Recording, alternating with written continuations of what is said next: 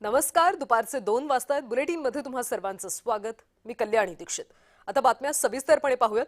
विधान परिषद निवडणूक बिनविरोध होण्याची शक्यता आहे. उबाठानं अटी मान्य केल्यास काँग्रेस माघार घेण्याचा अंदाज आहे. थोड्याच वेळात अधिकृत घोषणा केली जाणार आहे. पुढचे विधान परिषद आणि राज्यसभा काँग्रेसला जागा सोडावी. काँग्रेसच्या या उबाठासमोर अटी आहेत.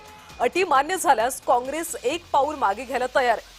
काँग्रेस आणि शिवसेनेच्या नेत्यांमधल्या बैठकीमध्ये अद्याप ही चर्चा सुरू असल्याची माहिती आहे. विजय वडेट्टीवार आता बैठकीतून निघाले.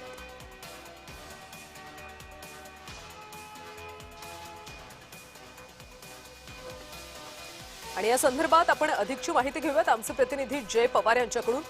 जय, उबाठा आणि काँग्रेसच्या नेत्यांची सध्या बैठक सुरू आहे आणि जर उबाठानं अटी मान्य केल्या तर काँग्रेस माघार घेईल अशी माहिती मिळते. सध्या नेमकी चर्चा कशा पद्धतीने सुरू आहे?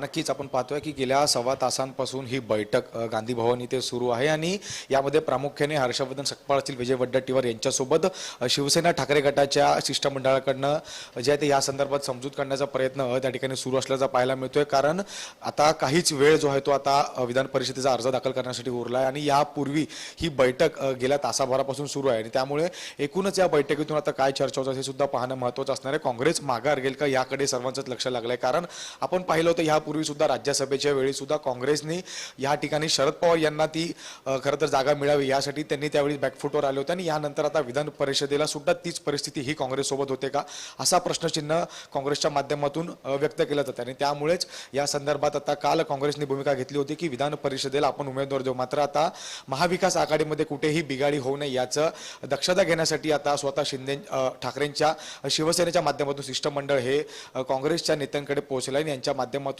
बैठक ही सुरू आहे आणि या बैठकीतून एकूणच सकारात्मक चर्चा होतात का हे पाहणं महत्त्वाचं असणार आहे. मात्र काँग्रेसकडनं जे आहे ते आता या संदर्भात एक अट त्या ठिकाणी ठेवली जात आहे आणि ती म्हणजे येणाऱ्या विधान परिषद निवडणुका असतील किंवा राज्यसभेच्या निवडणुकीमध्ये 2-2 जागा या खरं तर काँग्रेसला सोडावी अशी अट ही काँग्रेसच्या माध्यमातून केली जाते आणि त्यामुळे आता या अटीला मान्यता ही ठाकरे गटाच्या माध्यमातून देण्यात येते का त्यासोबतच महाविकास आघाडीच्या माध्यमातून देण्यात येते का हे पाहणं महत्त्वाचं असणार आहे.